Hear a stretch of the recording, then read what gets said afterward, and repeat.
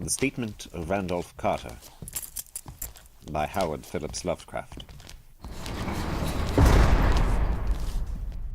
I repeat to you, gentlemen, that your inquisition is fruitless. Detain me here forever if you will, confine or execute me if you must have a victim to propitiate the illusion you call justice, but I can say no more than I have said already.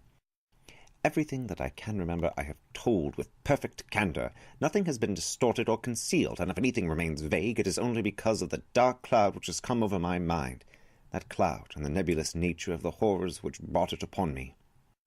Again, I say I do not know what has become of Harley Warren, though I think, almost hope, that he is in peaceful oblivion, if there be anywhere so blessed a thing. It is true that I have for 5 years been his closest friend, and a partial sharer of his terrible researches into the unknown.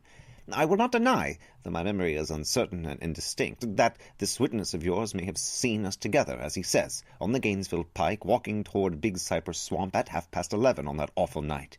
That we bore electric lanterns, spades, and a curious coil of wire with attached instruments, I will even affirm, for these things all played a part in the single hideous scene which remains burned into my shaken recollection.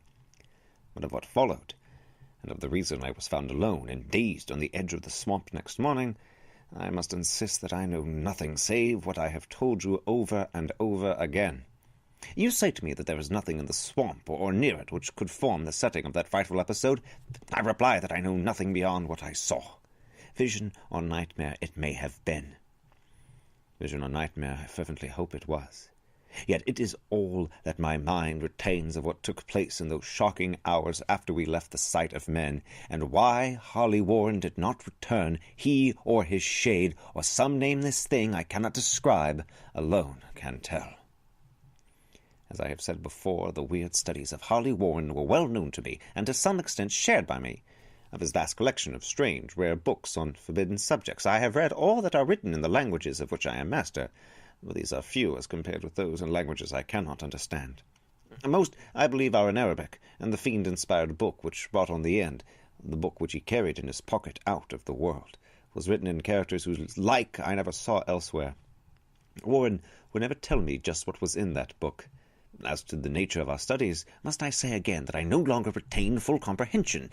It seems to me rather merciful that I do not, for they were terrible studies which I pursued more through reluctant fascination than through actual inclination. Warren always dominated me, and sometimes I feared him.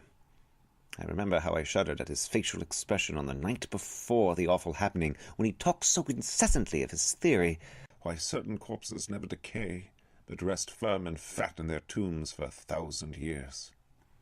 But I do not fear him now. I suspect that he has known horrors beyond my ken. Now I fear for him. Once more, I say that I have no clear idea of our object on that night. Certainly it had much to do with something in the book which Warren carried with him, that ancient book in undecipherable characters which had come to him from India a month before. But I swear I do not know what it was that we expected to find. Your witness says he saw us at 11:30 on the Gainesville Pike, headed for Big Cypress Swamp. This is probably true, but I have no distinct memory of it. The picture seared into my soul is of one scene only, and the hour must have been long after midnight, for a waning crescent moon was high in the vaporous heavens. The place was an ancient cemetery, so ancient that I trembled at the manifold signs of immemorial years.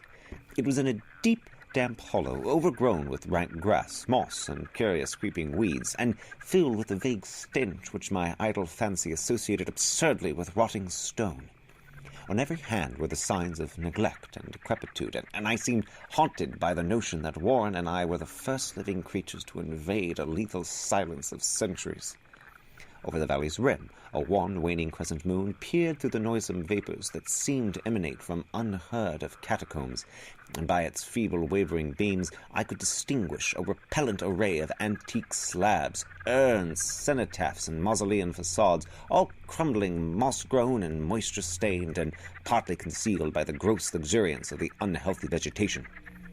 My first vivid impression of my own presence in this terrible necropolis concerns the act of pausing with Warren before a certain half-obliterated sepulchre, and of throwing down some burdens which we seemed to have been carrying.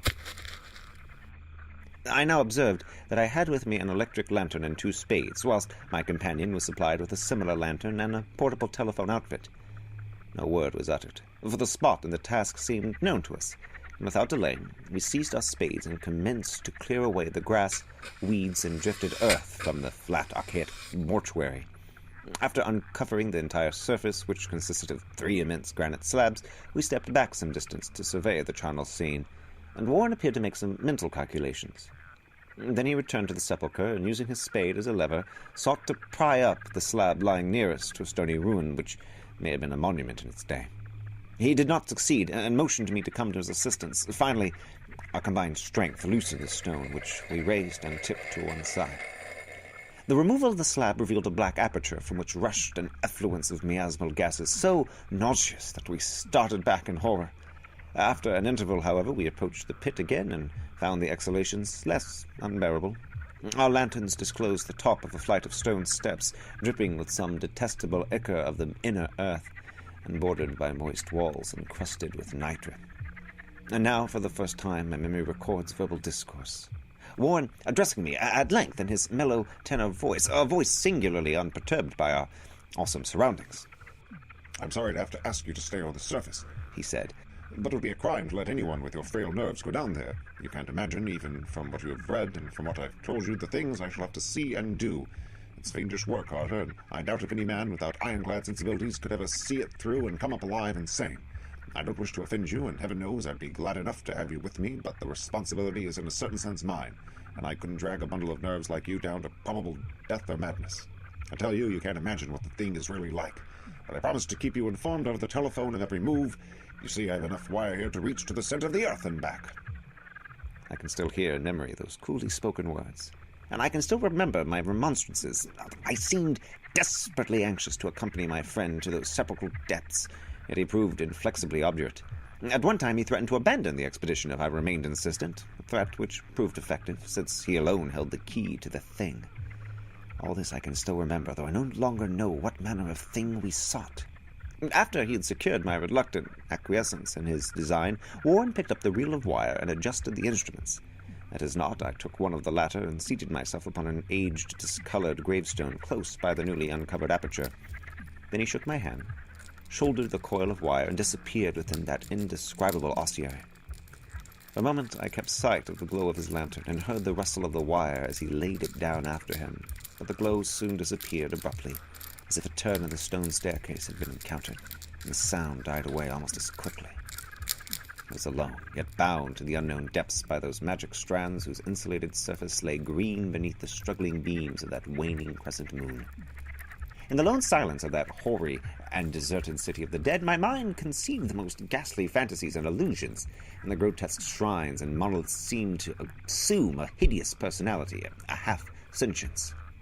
Amorphous shadows seemed to lurk in the darker recesses of the weed-choked hollow, and to flit as if in some blasphemous ceremonial procession past the portals of the mouldering tombs of the hillside, shadows which could not have been cast by that pallid, peering crescent moon.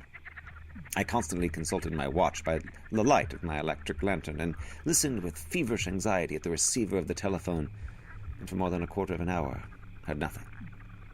Then a faint clicking came from the instrument, and I called down to my friend in a tense voice. Apprehensive as I was nevertheless unprepared for the words which came up from that uncanny vault in accents more alarmed and quivering than any I had heard before from Harley Warren. He who had so calmly left me a little while previously now called from below in a shaky whisper, more pretentious than the loudest shriek. "God, if you could see what I'm seeing." I could not answer. Speechless, I could only wait. Then came the frenzied tones again. "Carter, it's terrible, monstrous, unbelievable." This time my voice did not fail me, and I poured into the transmitter a flood of excited questions. Terrified, I continued to repeat, "Warren, what is it? What is it?" Once more came the voice of my friend, still hoarse with fear, and now apparently tinged with despair. "I can't tell you, Carter. It's too utterly beyond thought. I dare not tell you. No man could know it and live. Great God, I never dreamed of this." Stillness again, save for my now incoherent torrent of shuddering inquiry. Then the voice of Warren in a pitch of wilder consternation. "Carter, for the love of God, put back the slab and get out of this if you can. Quick, leave everything else and make for the outside. It's your only chance. Do as I say and don't ask me to explain." I heard, yet was able only to repeat my frantic questions. Around me were the tombs and the darkness and the shadows, below me some peril beyond the radius of the human imagination. But my friend was in greater danger than I, and through my fear I felt a vague resentment that he should deem me capable of deserting him under such circumstances. More clicking, and after a pause, a piteous cry from Warren. Beat it! For God's sake, put back the slab and beat it, Carter! Something in the boyish slang of my evidently stricken companion unleashed my faculties. I formed and shouted a resolution. "Warren, brace up! I'm coming down!" Without this offer, the tone of my auditor changed to a scream of utter despair. Don't! You can't understand. It's too late, and my own fault. Put back the slab and run. There's nothing else you or anyone you can do now. The tone changed again, this time acquiring a softer quality, as of a hopeless resignation. It remained tense through anxiety for me. Quick, before it's too late. I tried not to heed him, and tried to break through the paralysis which held me, and to fulfill my vow to rush down to his aid. But his next whisper found me still held inert in the chains of stark horror. Carter, hurry. It's no use. You must go.